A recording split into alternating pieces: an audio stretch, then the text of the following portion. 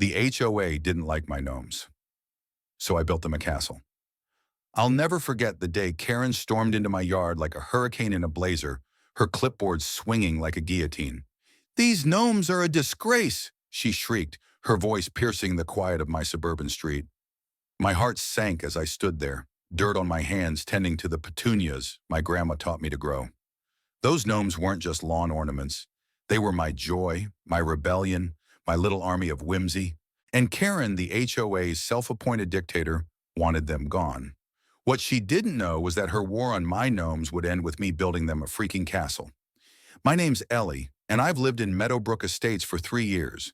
It's a cookie-cutter neighborhood in Ohio, all manicured lawns and beige siding, but I made my corner special. My front yard was a riot of color, marigolds, zinnias, and daisies, all surrounding a dozen quirky garden gnomes. There was Grumpy Gus with his tiny pickaxe, Sassy Sally in her polka dot hat, and Sir Chuckles, who I swore smirked at passers-by. They were gifts from my late grandma, who'd giggle like a kid every time she added one to her own garden. "Keep life silly, Ellie," she'd say. So I did. The neighbors loved it. Kids would point and laugh, and even grumpy old Mr. Jenkins next door gave me a nod once. But Karen? Oh, Karen hated it. Karen was the HOA president, a title she wore like a crown. Mid-40s, blonde bob, always in a blazer like she was auditioning for a real estate reality show. She'd patrol the neighborhood with her clipboard, sniffing out violations like a bloodhound. "Forgot to roll your trash can in by 6 p.m.? Karen's at your door. Grass half an inch too long? Expect a fine." She once told Mrs. Rodriguez her mailbox was too festive because it had a sunflower sticker. Karen didn't just enforce rules, she relished it. And when she set her sights on my gnomes, I knew I was in for a fight. It started with a letter. "Dear Ms. Thompson," it read, "your lawn decorations violate HOA guidelines for aesthetic uniformity. Remove them within 48 hours or face fines." I was livid. Aesthetic uniformity? My gnomes were art. I marched to the HOA meeting, ready to plead my case. Karen sat at the head of the table, smirking like she'd already won. "Ellie, those gnomes are tacky," she said, her voice dripping with condescension. "They lower property values. You're making us look like a circus." The other board members nodded like spineless puppets. I argued they were sentimental, harmless, beloved, but Karen cut me off. "Rules are rules. Get rid of them." I went home defeated, staring at Sir Chuckles under the moonlight. Then came the shock. The next morning I walked outside to find my gnomes, decapitated. Every single one, their little heads smashed, scattered across my lawn like a crime scene. My stomach churned. I knew it was Karen. No proof, but her smug grin at the meeting flashed in my mind. She hadn't just sent a letter, she'd declared war. I knelt in the dirt, picking up Sassy Sally's broken hat, tears stinging my eyes. Grandma's voice echoed, "Keep life silly, Ellie." I wasn't going to let Karen win, not like this. I spent that day stewing, anger simmering into resolve. If Karen wanted my gnomes gone, I'd make sure they stayed. In style. The HOA rules were clear. No excessive decorations, but structures under 5 feet were allowed if architecturally harmonious. Fine. I'd build something so harmonious it'd make Karen's head explode. A castle, a gnome castle, big enough to house every gnome, compliant with every rule, and so spectacular the whole neighborhood would talk about it. I'd turn her petty vendetta into my victory. First, I called my buddy Mike, a contractor with a knack for DIY. "Ellie, you're nuts," he laughed when I told him the plan. "But I'm in." We sketched it out. A 4-foot stone castle with turrets, a drawbridge, even a moat. Okay, a shallow water feature. It'd be a fortress for my gnomes, a middle finger to Karen, and a tribute to Grandma's spirit. I'd need materials, stone, wood, fairy lights for flair, and a loophole to keep it legal. The HOA couldn't touch me if I followed their precious rules to the letter. I wasn't just mad, I was furious. Karen's vandalism, because who else would smash my gnomes, wasn't just an attack on my yard, it was an attack on my memories, my grandma's legacy. The HOA rules she worshipped were a flimsy excuse for her power trip. I checked the handbook again. Decorations deemed excessive by the board may be removed. Excessive? My gnomes were charming. Meanwhile, Karen's own yard had a gaudy fountain that looked like it belonged in a Vegas casino. The hypocrisy burned. She didn't care about aesthetic uniformity. She just hated anything that didn't bow to her control. And the neighborhood? Most were too scared to cross her. Mr. Jenkins whispered he'd seen a shadowy figure near my yard that night, but he wouldn't testify. Karen's got ears everywhere, he muttered. Coward. The final straw came when Karen taped a new violation notice to my door. Failure to remove debris, gnome fragments, within 24 hours will result in a $500 fine. It read. Debris? She'd smashed my gnomes and was now fining me for the mess? I tore the notice down, my hands shaking.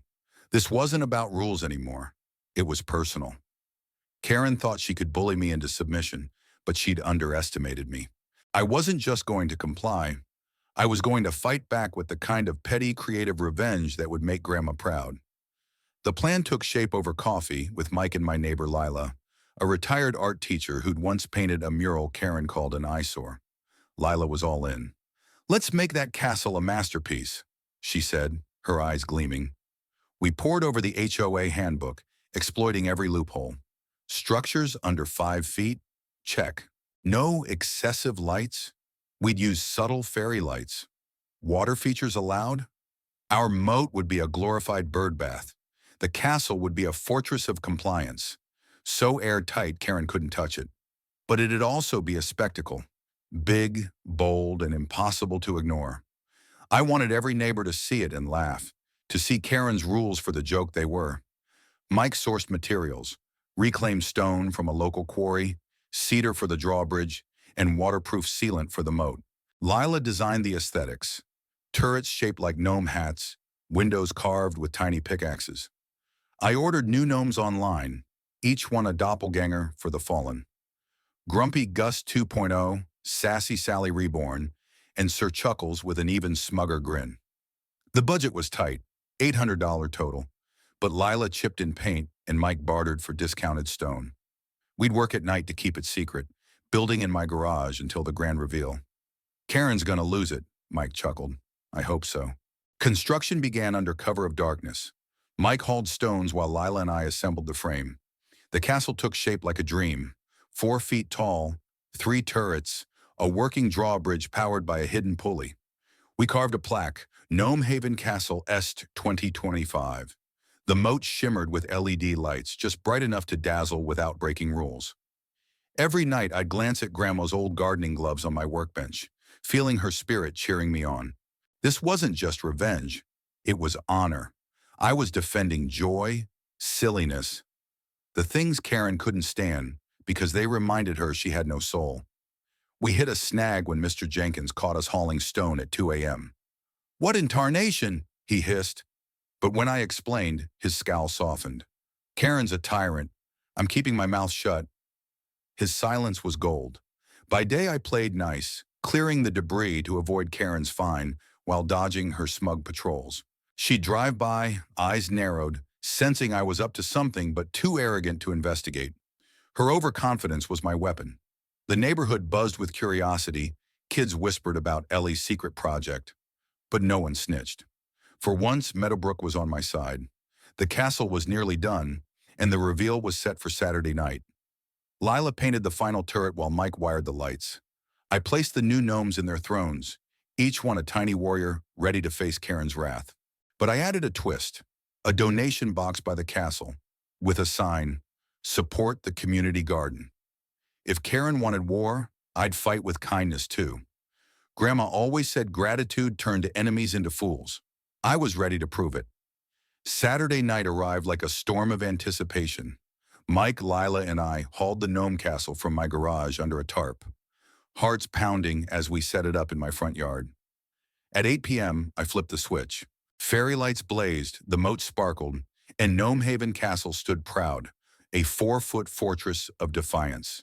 Grumpy Gus sat on a turret, Sassy Sally guarded the drawbridge, and Sir Chuckles smirked from the throne.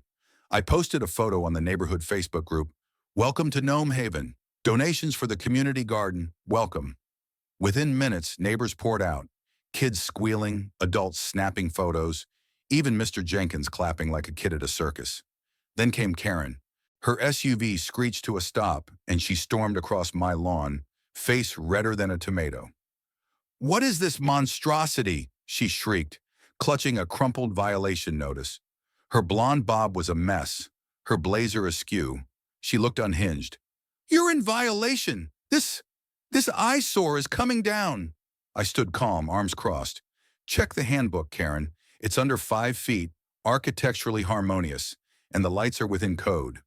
Her eyes bulged. The crowd murmured, phones out, recording her meltdown. "You think you're clever?" she spat. "I'll fine you for—" She faltered. She had nothing. Lila stepped forward, voice sweet as poison. "Karen, the neighborhood loves it. Maybe your fountain's the real eyesore."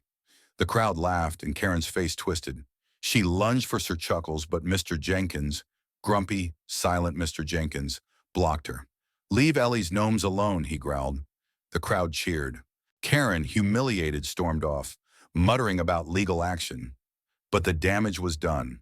Her power was crumbling, and Gnome Haven was the talk of Meadowbrook. By morning, the donation box overflowed, $300 for the community garden, with notes thanking me for standing up to Karen. Kids left drawings of gnomes. Mrs. Rodriguez dropped off cookies. The castle wasn't just revenge, it was a symbol. I'd honored Grandma's silliness, turned Karen's hate into joy, and reminded everyone kindness wins. At the next HOA meeting, Karen tried to rally the board against me, but the room was packed with neighbors demanding her resignation. She quit the next day, moving out a month later. Rumor has it her new neighborhood hates her fountain. I kept the castle up, adding new gnomes from neighbors' donations. Every night I'd sit by it, feeling Grandma's smile. Karen thought she could crush me, but I built a fortress from her hate. And the best part?